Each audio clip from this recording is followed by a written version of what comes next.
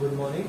For today's journal discussion, my topic is machine learning models to predict Tacrolimus concentration and suggest optimal dose in liver transplantation recipients, a multi-center retrospective cohort study. So this study was published in August 2024 with an impact factor of 4.0 in the journal Scientific Reports.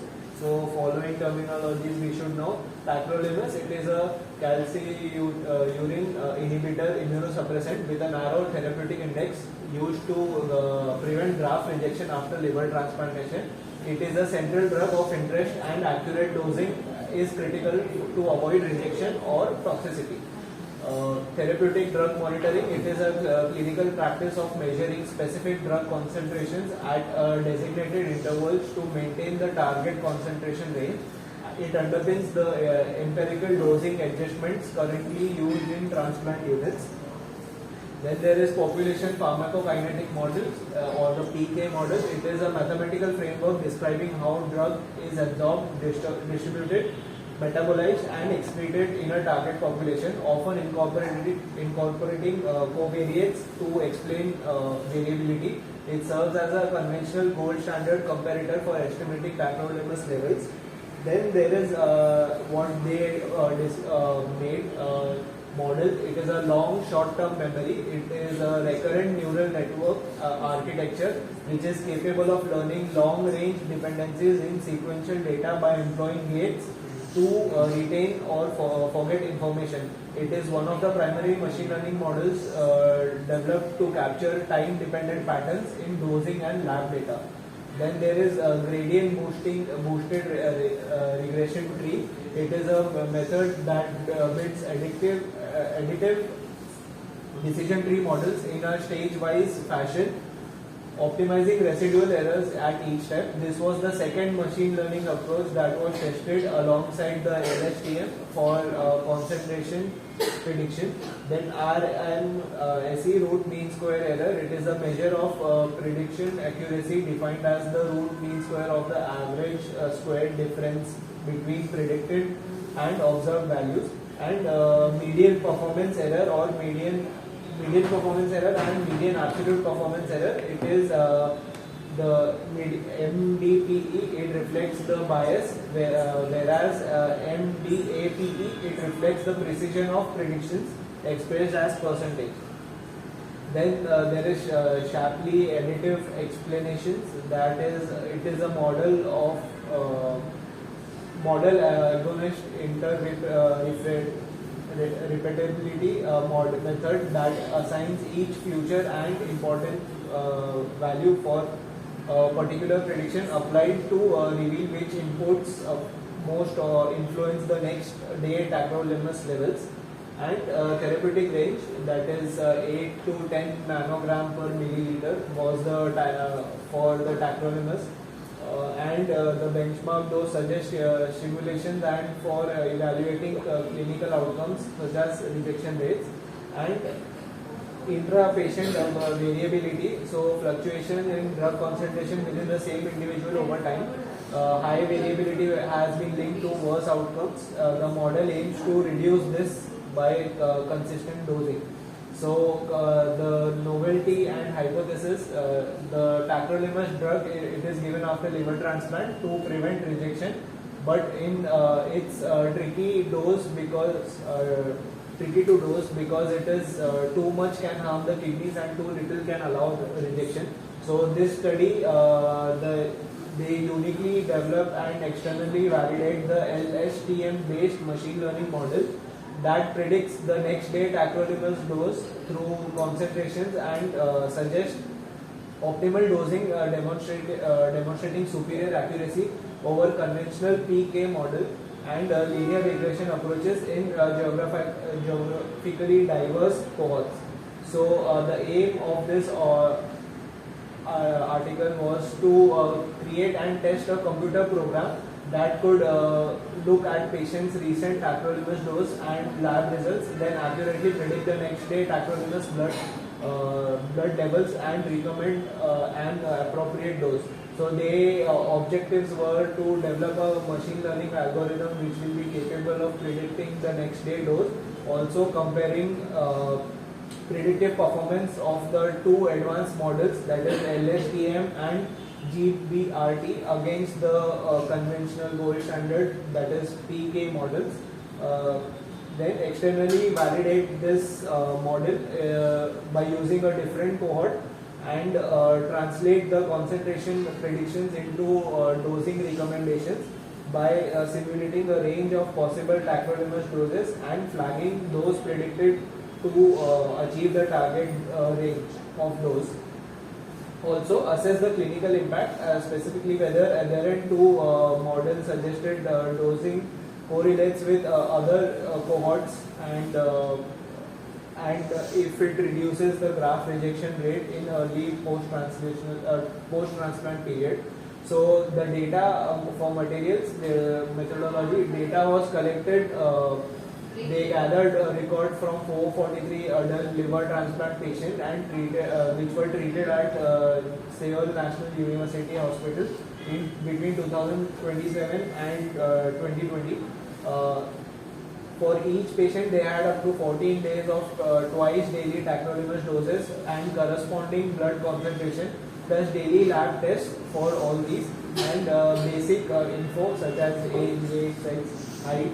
And for model development, they built two machine learning models, that is LSTM, that is long short-term memory model, and GBRT, that is gradient boosted regression tree.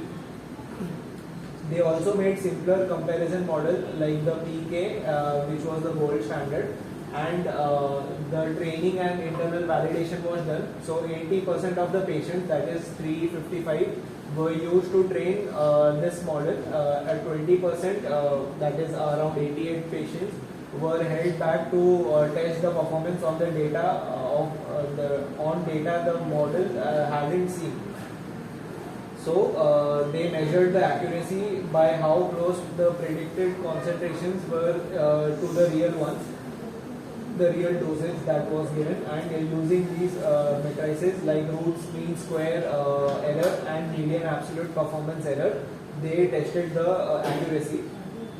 Also external validation was done. So this same model was used in 106 liver transplant patient in the US, which the database was EICU database from 2014 to 2015, and dose recommendation and clinical impact was seen for each patient day. The LSTM model simulated a range of possible doses and flagged those predicted to hit the target tacrolimus level as suggested. Then they checked whether following these suggestions actually led to more patients in the target range, and examined the ICU stay length. So the statistical analysis that they did was normality assessment was done using Shapiro-Wilk test.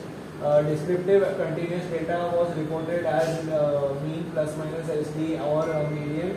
Categorical data counts as in percentage, and group comparison was done using for continuous variable student T test that was parametric, and man-Whitney U test for non-parametric. The categorical variables were tested using Pearson's chi-square test, and one-way ANOVA across models for R, root mean square error, MAE, MDPE, and MDAPE, followed by Burfoni correction for post-hoc T test. Dose suggestion evaluation, the chi-square test on 3x3 contingency tables were done, and a significant threshold was greater than 0.05, less than 0.05, and the analysis was performed in Python and IBM SPSS software. So the prediction accuracy was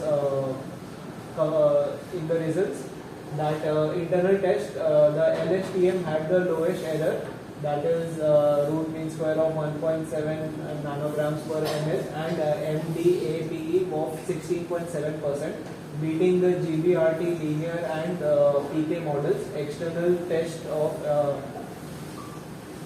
in the external test, the LSTM had RSME of 1.7 and MDAPE of 22.3, while the other worsened substantially. And the dose suggestion when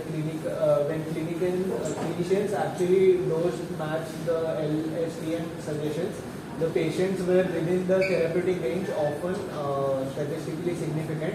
The patients who received dose outside the suggested range stayed in the ICU like for more days, 2.5 days longer on average. And the clinical outcomes were high tacrolimus levels early after transplant were linked to higher rejection rates. It was seen 16% versus the 9%. So for discussion, the traditional dosing rules and population models often mismark because the tacrolimus behavior varies so much between and within the patients. A data-driven machine learning approach can adapt to these patients' real-time labs and dose history.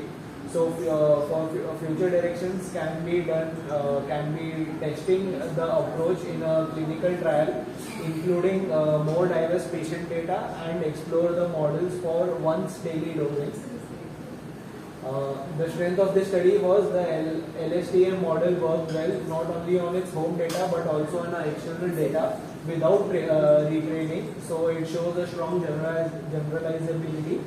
Also, using the model's dose suggestion could help keep more patients safely within the target drug range and shorten the ICU stays. The limitations of this study: it was a retrospective study looking back. So basically, more prospective trials are needed, and the model still needs a lab value of 3 days straight days. This may not be possible everywhere, and it does not yet account for genetic differences in drug metabolism. It also, one of the limitations is that it's designed for twice daily dosing early after transplant and may not apply once patients switch to once daily regimen. So this was a retrospective observational study, and it followed a stroke guideline where most of the guidelines were followed. Apart from this study does not describe the efforts to address the potential bias. It was not mentioned in the article anywhere, and in the results, the report of number of individuals at each stage was partially mentioned because they mentioned the total, but at each stage it was not mentioned. So that's all for the journal club. Thank you.